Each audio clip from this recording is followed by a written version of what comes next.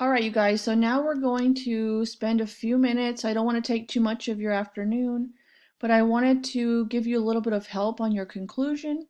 I know yesterday we talked about the introduction should have your hook, you should have your context or your background, and then you're going to have your thesis statement, which is what your whole entire essay is about. Then we have your body paragraph, and remember, I only wanted you to do one body paragraph.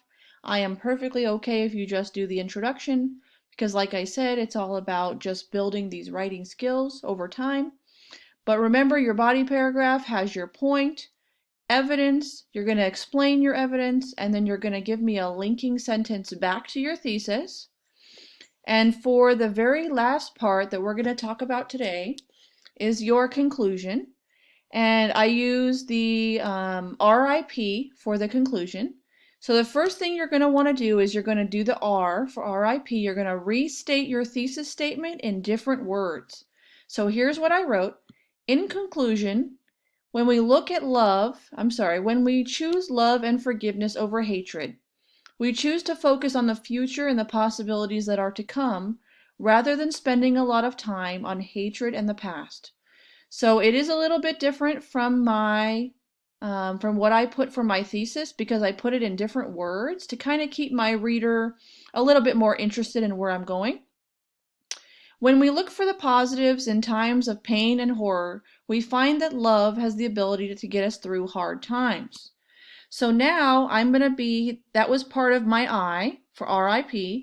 You're going to explain why this paper is important to your reader's life. Why should they care about what you're writing? So you're going to explain what this has to do with their life. So for I have,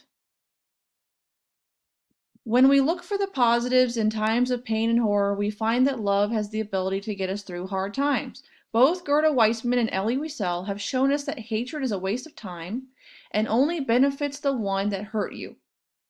So now the RIP, the P, you're going to present recommendations for your reader to continue reading, to continue present recommendations for what they could do in their own life. So for mine, I put, it is better to forgive and let those people go and focus on yourself and envision a future for yourself. Will you choose hatred or will you choose forgiveness? Will you choose to worry or will you live a life of peace? And I feel like this is very powerful because, Gerda Weissman and especially Elie Wiesel, they could have spent so much of their life thinking, oh, I hate those Germans. I hate what they did to the Jewish people. But, when the war was over and we went in there and rescued them, they were thinking, no one's thinking about revenge. All they're thinking about is their future and how they can move on and focus on envisioning the life they wanted to create for themselves and to choose peace over hatred. And I hope that you guys understood. Um, if you did not read Night like I wanted you to, I hope one day in your future you do read Night. It's so beautifully written. And Gerda Weissman on tolerance.org, if you guys set up an account, you'll be able to read her story. And she might even be on YouTube. But it's so important to, especially as you guys are going into later high school and college, if you have the acronyms, when they say, okay, I need you to write me an informative essay, and I don't want you to freak out. I want you to remember, okay, I'm just going to slow down and stop and think. My introduction has to have these three parts. My body paragraph, I can remember Peel in my brain. And then when you get to your conclusion, you can say, okay, my English teacher told me to do RIP.